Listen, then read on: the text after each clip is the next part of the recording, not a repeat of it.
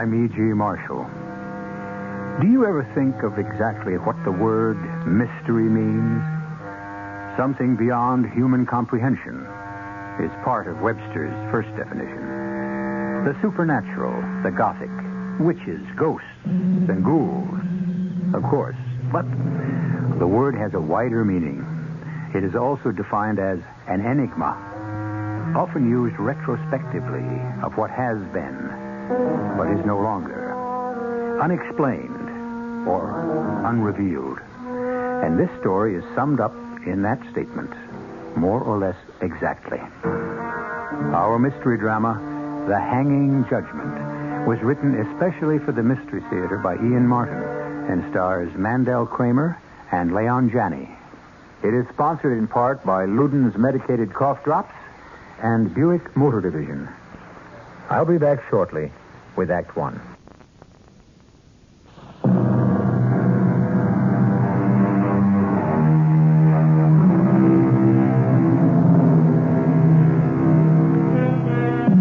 Murder, perhaps the greatest and most inexplicable mystery of all. How can one human being ever take the life of another? Bad enough in the heat of anger, but outrageous and sickening when it is in cold blood. Yet that particular riddle of the crime of murder is not the only one. We all know the others. How, where, when. And in so many cases, the most baffling, who. Ladies and gentlemen of the jury, I now present to you the problem of solving that. In the case of the state against Dr. Samuel Grant and Ms. Cheryl Stafford.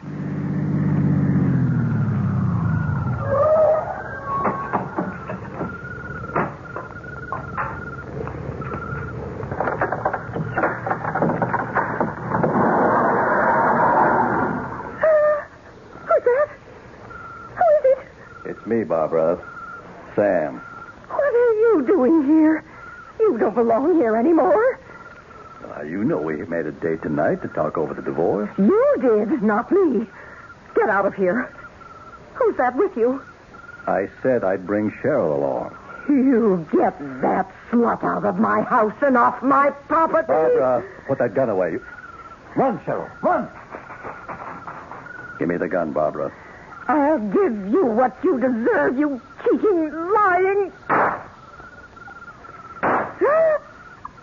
Oh, no. No, I'm shot.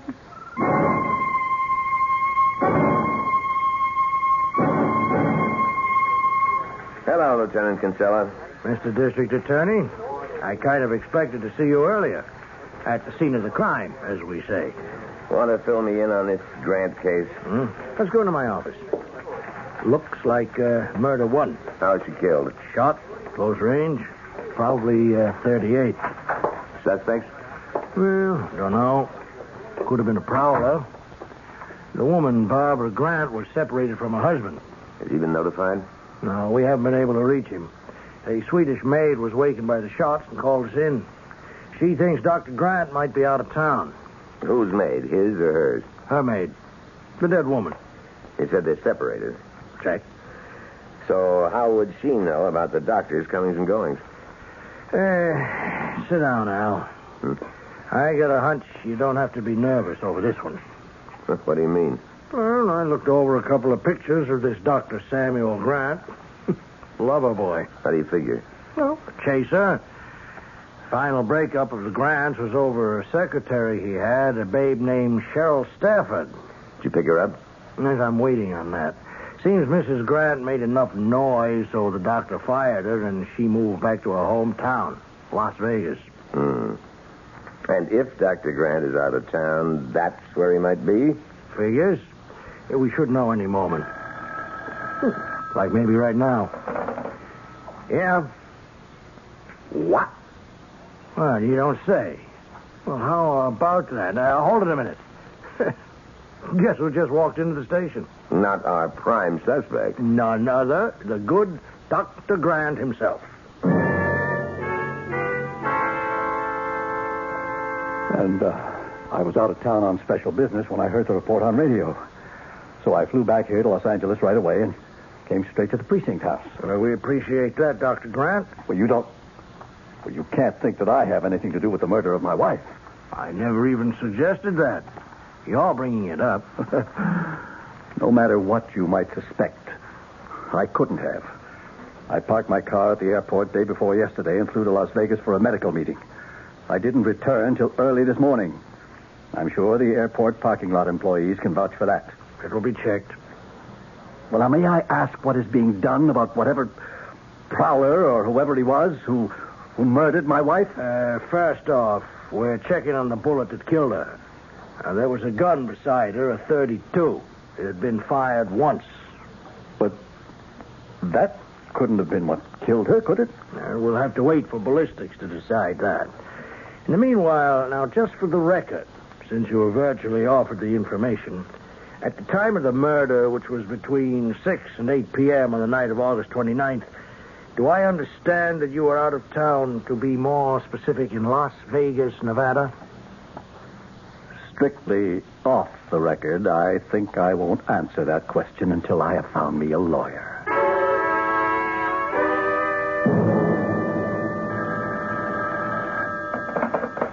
J. Carr, Justin and Associates. I'd like to talk to Mr. Justin, please. Oh, may I ask who's calling? This is Dr. Samuel Grant. Could you hold just a moment, Doctor? Let me check if Mr. Justin is in the office. What is it, Sandy? Oh, a hot one. Dr. Samuel Grant, whose wife was just murdered. And who wants me to represent him, I presume? He didn't say so, but why else would he call? Are you in or out? What else can I be? He needs me. Because he's guilty? Now, who laid down that judgment? Oh, you read the papers, J.C., just like me. You know everything points against this guy being innocent. Do I? And if it does, he still deserves the best legal defense he can find. That's basic lawyer's ethics. If he gets you, he's got it. Does he have you? Make an appointment for me to see him as soon as possible. Today, without fail. Yes, sir, boss. But me, I don't think he deserves you.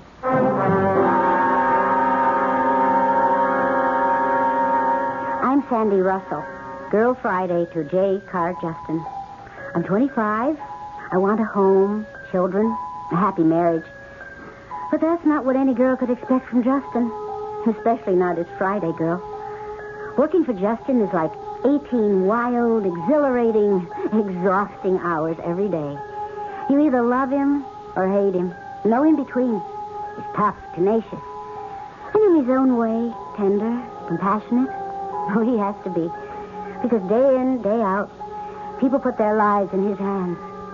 Guilty or innocent, he's their last best defense.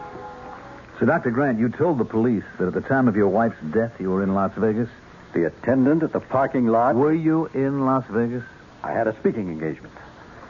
Where did you stay? Stay? You spent overnight there. What hotel?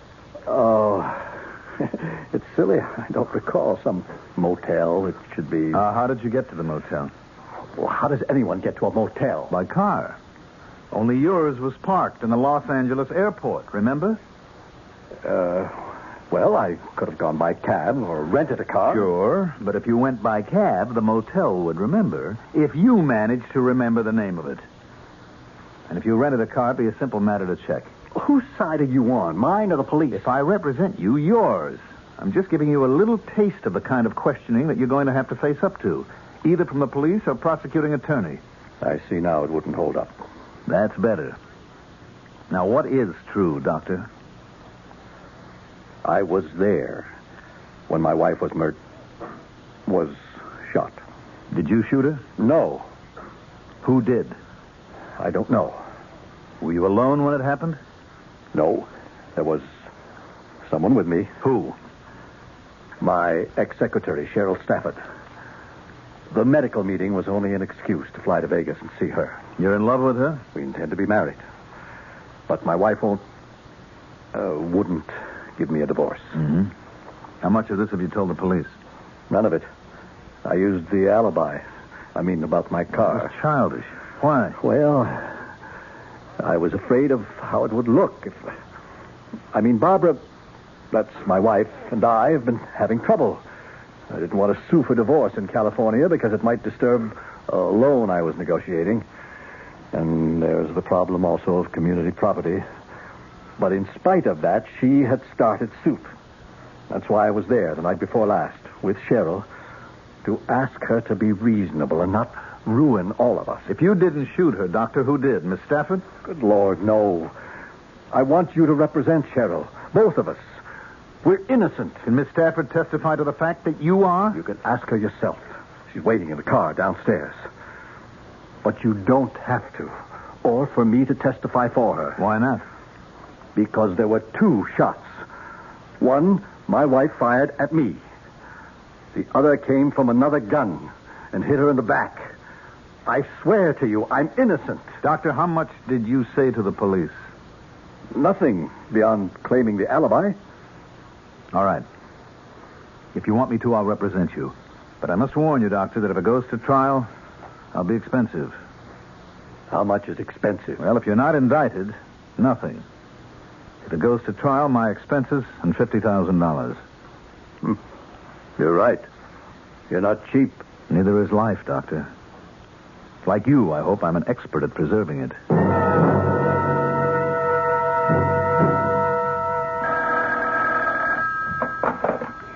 J. Carr, Justin and Associates.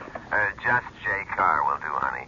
You can tell him it's District Attorney Herman on the wire. Yes, sir, Mr. Herman. Just one moment. Give. Al Herman on the line. He sounds particularly smug today. Always a bad sign. Put him on. Mr. Justin will talk to you now, Mr. Herman. Thank you. Hello? Al? Oh, I just thought you'd like to know the grand jury handed down indictments against your clients, Dr. Grant and Ms. Stafford.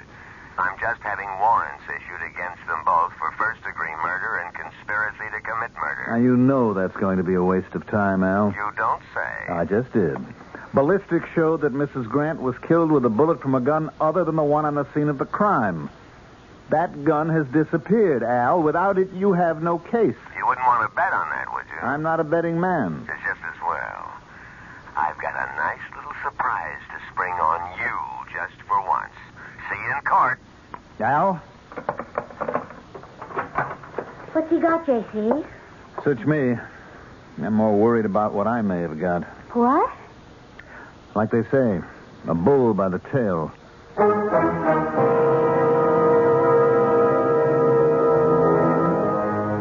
So, ladies and gentlemen of the jury, the crime is laid out, and you have met all the principal characters, some of them very briefly.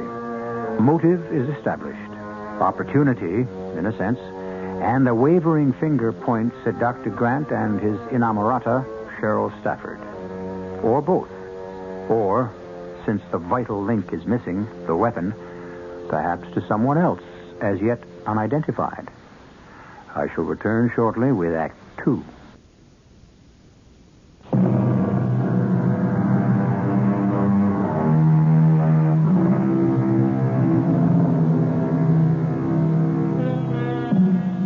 The awful suspense of a murder trial has begun.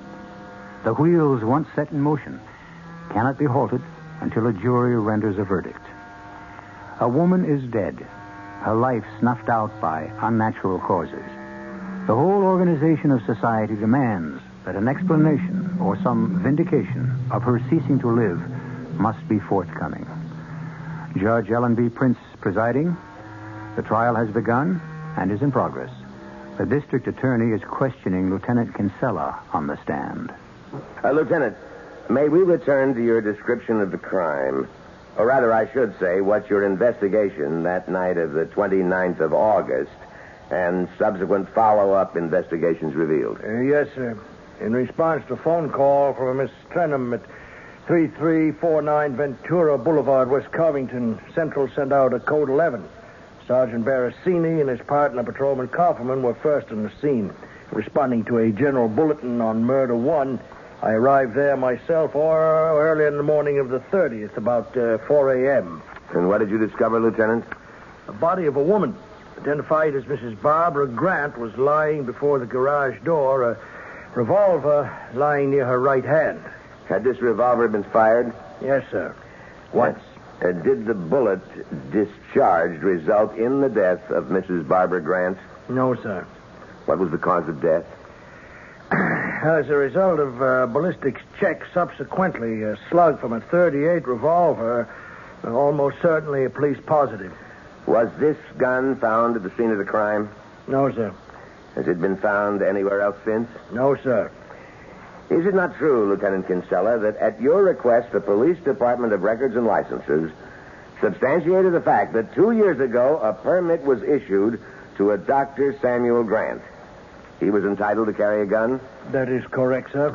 Just one more question, Lieutenant.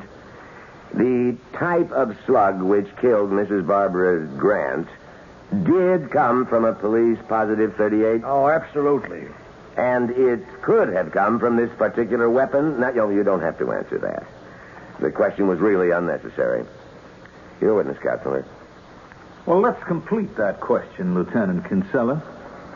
Could the slug have come from this particular weapon?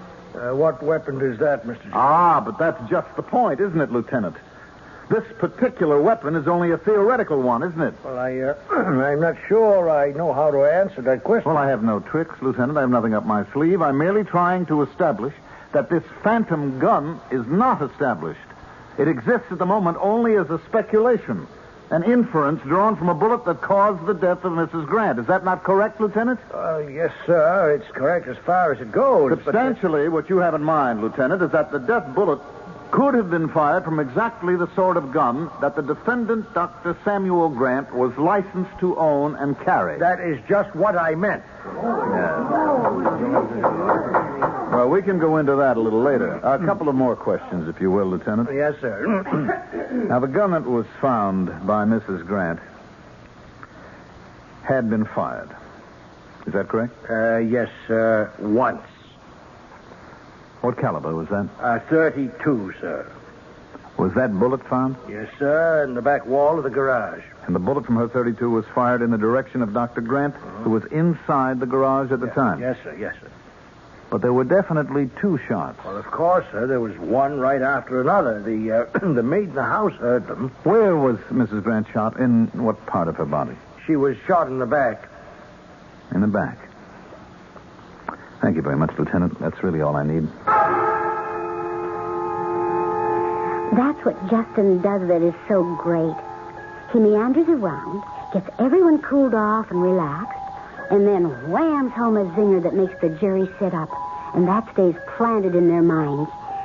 It's like a baseball game, a trial, inning after inning, each side striking out or scoring, like Justin just did.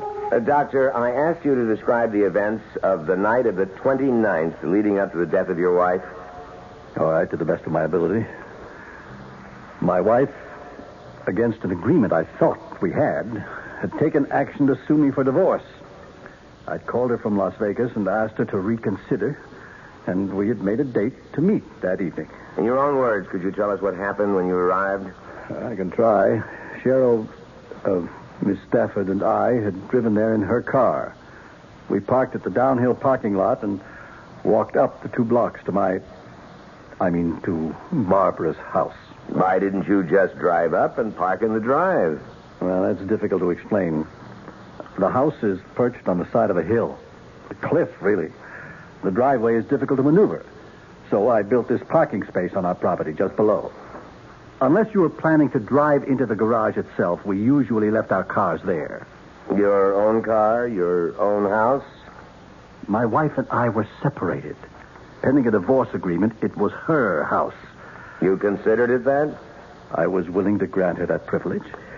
After you and Miss Stafford had walked up to the garage, what did you find? Well, there was no one home. I still had my keys, and I had just let Miss Stafford and myself in when my wife drove up. We'd come in the back door, and it was just at dusk, so I didn't bother to put on any lights. Cheryl and I just went through the inner door to the garage about the same time as Barbara opened the garage sliding door. Who's that? Who is it? It's me, Barbara. Sam. What are you doing here? You don't belong here anymore. Now, you know we made a date tonight to talk over the divorce. You did, not me. Who's that with you? I said I'd bring Cheryl along. You get that that slut out of my house and off my property. Barbara, put that gun away.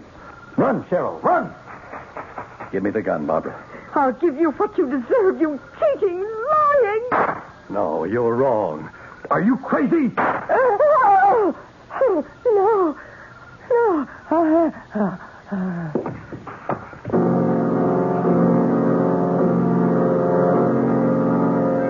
I had ducked down behind the lawn tractor and the garden tools.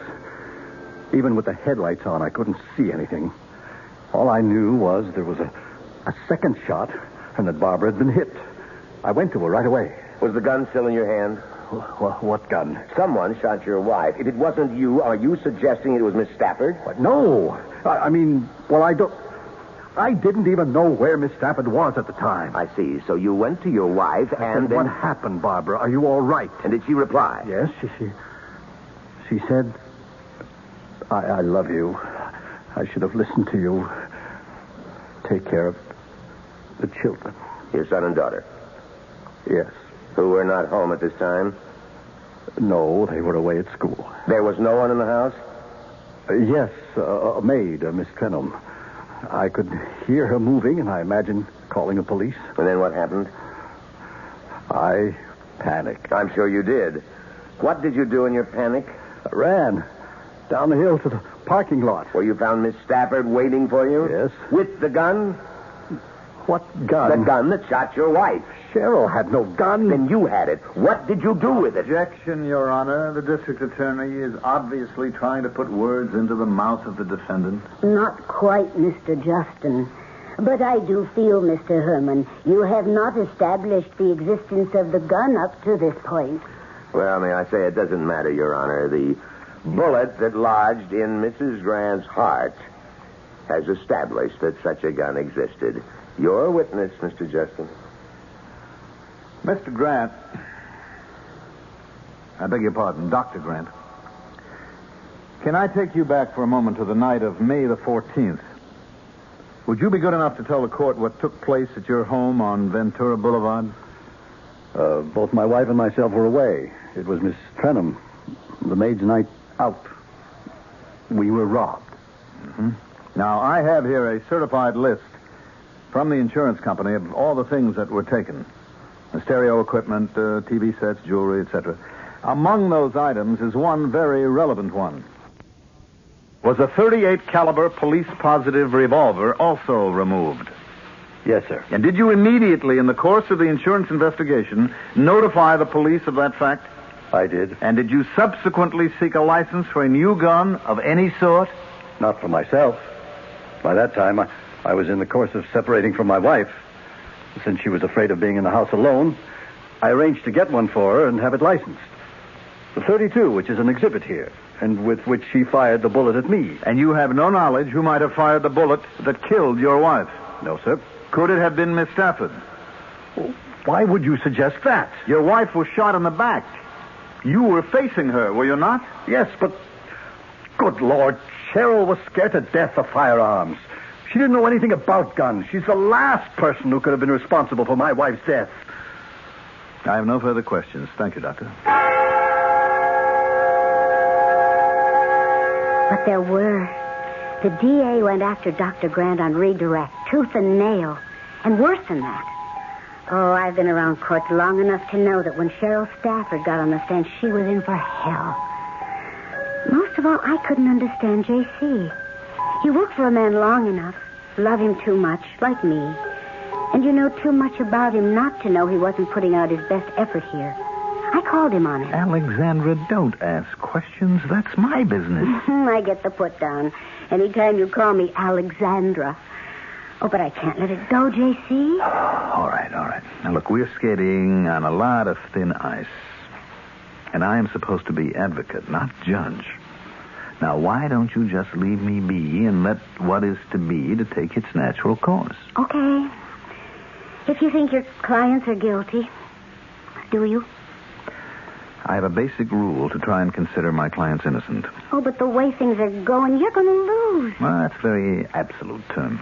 It's the way it's going. Like, well, as things go now, one of them killed Mrs. Grant. Well, and since she was shot in the back, it's Cheryl Stafford. But it's still collusion, and both of them are guilty. That's the way it may look, my love. But not enough hard facts to pin it down. That should worry Al Herman. But you notice that it doesn't. He still has something big to hit us with in this case. So let's go grab some dinner and some personal life. Oh, I don't know. Sometimes I wonder about you. Whether you care. About winning? No. About how you win. And if it's right that you do. Sandy, you have to make your own judgments on that like anyone else. Everything in its time. Let's wait until all the cards are in.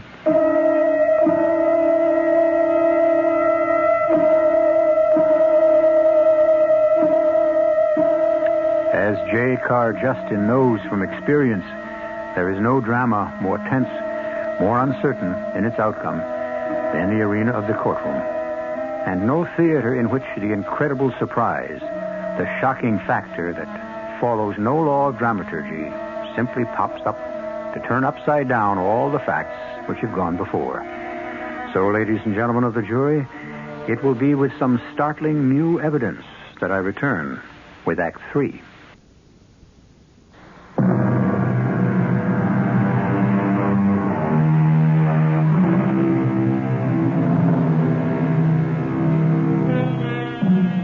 Everyone in the trial, of course, was waiting for the appearance of the femme fatale, the other woman, Cheryl Stafford. But before her appearance, the surprise witness suddenly appeared on the chair, a witness guilelessly introduced by Cheryl's brother, who was testifying as a character reference for his sister, a witness named William Aloysius Brody. It's not often J. Carr Justin is blindsided, but this time he was.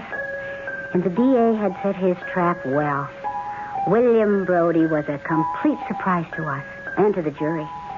Just listen to the unflappable muscle man on the stand in the midst of the story he had to tell.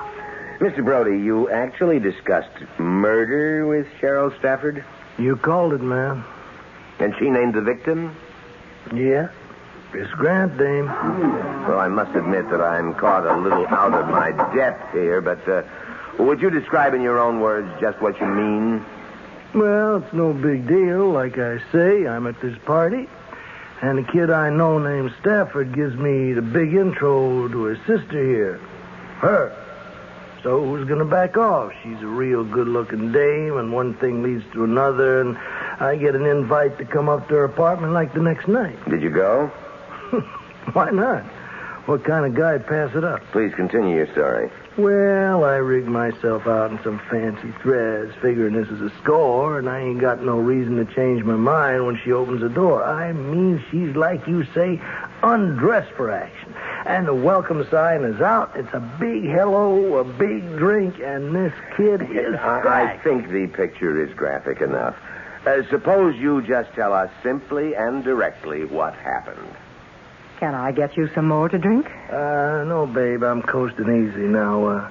Your kid brother told me you want a favor. That's right. Try me. I deliver. Supposing I was to tell you I want someone... I want someone out of the way. Out of the way? You mean total? Wiped out? I mean killed. Dead. Okay. You don't have to draw pictures, just name numbers. How much? Say, $2,000. Oh, you gotta be kidding. I wouldn't touch it for under a $5. I haven't... I don't think I could raise that much. Who's a pigeon, anyway? Well, if I tell you, can we make a deal? 3,000 is my top figure. It's all I've got. All I can get. Yeah. So we got a deal.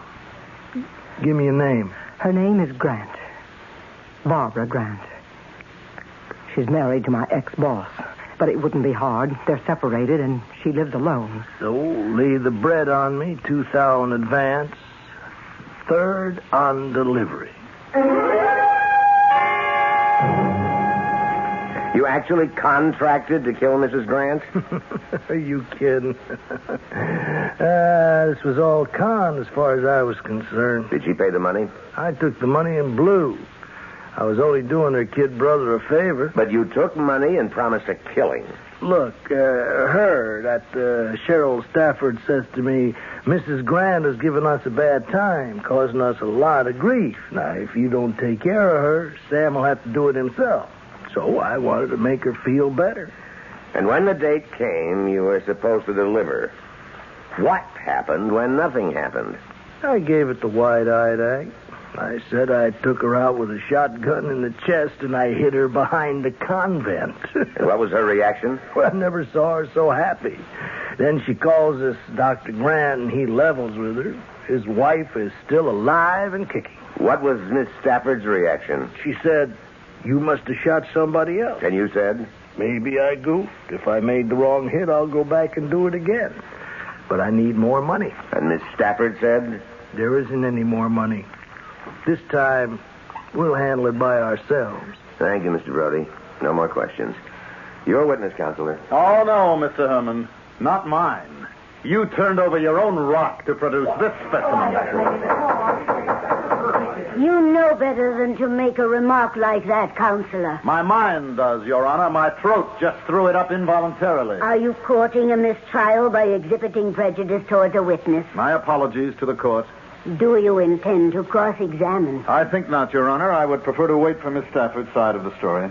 Perhaps just one or two questions. The witness is yours. Would you repeat your name, please? Brody. William Brody. William Aloysius Brody? Yeah. But I dropped the middle go-around in high school. You also dropped your other names? What other names? Well, don't be alarmed. If you have any aliases, I don't know about them.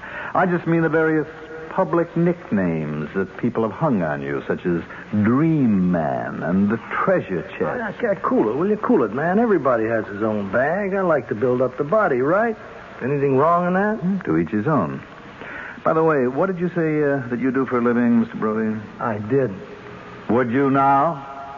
Well, this and that, man, I hang loose. No big deal. Oh, I think you're much too modest, Mr. Brody. I have here a list. Dance hall bouncer, shill, candy butcher, beach boy. But I don't mean all of these. I mean your real profession, since gigolo and ladies' man are a little out of style. What shall we call you, a professional stud? Objection, Your Honor. Objection. Sustained. Strike that last sentence from the record. Mr. Justin, I am tempted to fine you in contempt of court. You know you cannot discredit a witness without objective proof. Your Honor, respectfully, it is my contention that the witness has already discredited himself. And when I bring Miss Stafford to the stand, he will be even further discredited.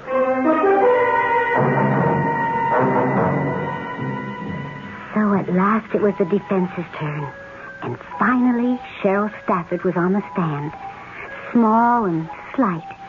Very pretty in a quiet way. Somehow defenseless. To try to puncture the obvious effect she had on the audience and jury, the DA tore into her mercilessly. And you were not ashamed to face the woman whose husband you had stolen? No. Sam, Dr. Grant had already left his wife before we fell in love. Why didn't you drive straight up to the house? But Sam explained that. You didn't use that way to approach the house with the object of surprising Mrs. Grant? Well, why should we? She was expecting us. To discuss divorce? Yes. Then will you tell me why it was necessary for Dr. Grant to take his bag up to the house with him? He wasn't making a house call, was he? No, but... Well, now, were you aware that bag contained, along with the expected items you might think of, a hank of rope, rubber gloves, a butcher's knife, and a box of cartridges, perhaps even a gun, which was missing, of course, by the time the police found the bag abandoned in the garage. Wouldn't you say that was less a doctor's bag than a murder kit? Objection, Your I Honor. withdraw the question. Now, let's skip to the moment Mrs. Grant arrives and takes out a gun and fires at her husband. What did you do? I ran just as hard as I could, the way Sam told me to. And did you stop to see what was happening before and at the moment the fatal shot was fired? Did Dr. Grant run and duck Could someone else have approached and fired the shot into Mrs. Grant's back? I don't know. I don't know. Only you admit the possibility, can't you?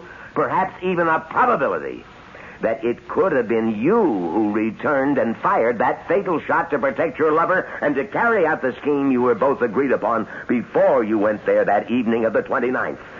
To kill the only thing that stood in the way of your happiness and your future, since you couldn't hire someone successfully to kill her, didn't you and Dr. Grant, by one means or another, carry out her death sentence yourself?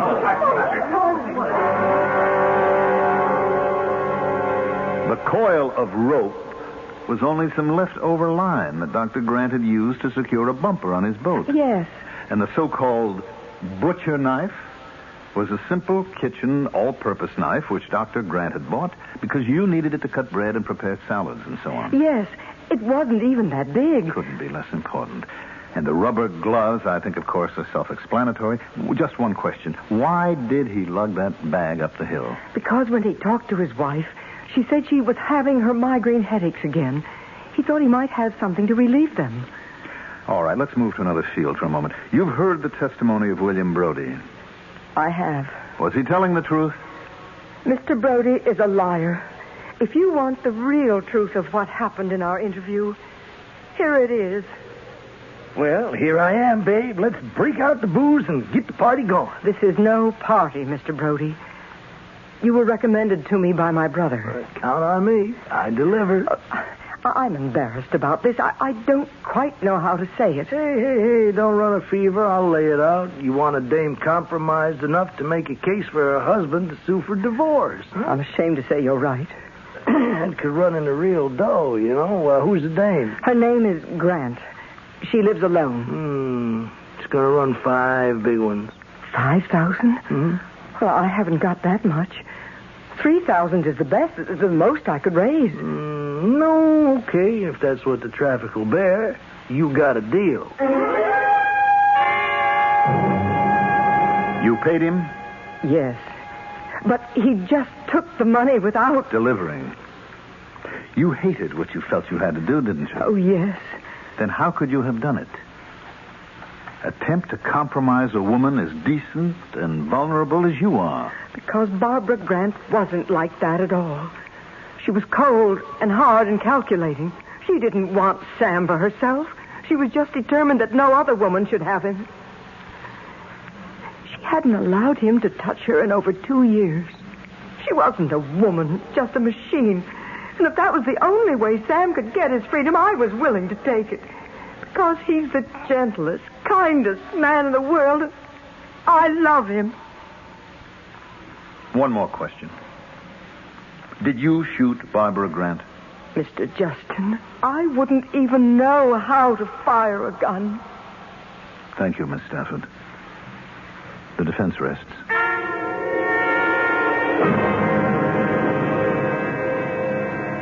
The jury's been out 3 hours, J.C. What do you think? Mostly at a time like this, I try not to. Oh, I wish I could make my mind a blank. Why? Because I love you, and I don't know why you took this case. Now, don't give me the lawyer's ethics line again. Everyone is entitled to a defense. You know he's guilty as hell. Do I? Yes. And how do I feel about her? Well, that's not so easy. Excuse me. Yeah. They're coming out? Okay, we'll be right there. Oh, the jury has a verdict? Yep. Well, what do you think it'll be? All right, ladies and gentlemen of the radio jury. What was your verdict? Was the stolen gun just a cover for Dr. Grant to have a weapon to kill his wife? Did they struggle so that she was shot in the back? Did Cheryl fire the fatal shot? Or did the incredible Mr. Brody decide to earn his money by coincidence that evening? It's your decision. Who killed Barbara Grant? I might add that this was an actual case. Only the names and some locations changed. So you were guessing at an actual result. A hung jury? Oh, then you lost. Well, that depends on the point of view. Now, he conned me into representing both of them. I had to fight for Dr. Grant as hard as I could to save a trusting, if stupid little girl who gave her love not wisely but too well. Oh, but in saving her, you got him off. No. They'll be tried again. This time separately. And this time I will represent only one. Miss Stafford. Without her as a shield, he'll be convicted. She won't get out of it clean. We all have to pay for mistakes. But at least she won't have to share the death chamber with him.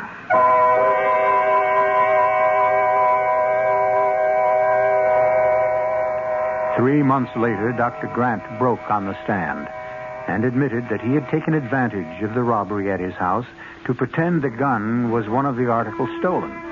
He had it with him in the murder kit bag, and in struggling with his wife, as she had turned to flee, he had deliberately shot and killed her. He got life imprisonment. Cheryl was convicted as an unwitting accessory after the fact. She was sentenced to a 2-year term, but released on probation. On the basis of the facts, would your verdict have been the same? I'll be back shortly.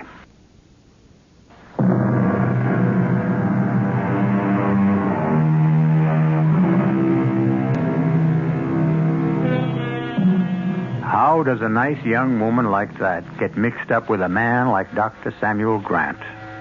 One of the oldest questions in the world, which people have been trying to answer since time began. A few of them, love is blind. 'Twere more than woman to be wise, or perhaps to wind things up, a quote from Mr. Thackeray. Every single woman I ever knew is a puzzle to me, as I have no doubt she is to herself. With no apologies to women's lib. It's the way of the world. Our cast included Mandel Kramer, Leon Janney, Ken Harvey, Evie Juster, Joan Shea, and Earl Hammond. The entire production was under the direction of Hyman Brown. Radio Mystery Theater was sponsored in part by Anheuser-Busch Incorporated, brewers of Budweiser. This is E.G. Marshall inviting you to return to our Mystery Theater for another adventure in the macabre. Until next time, pleasant dreams.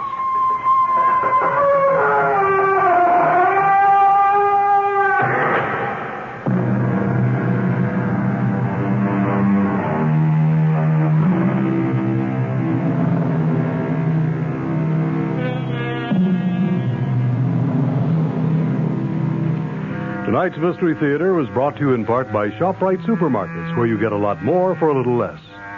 The preceding program is furnished by CBS Radio.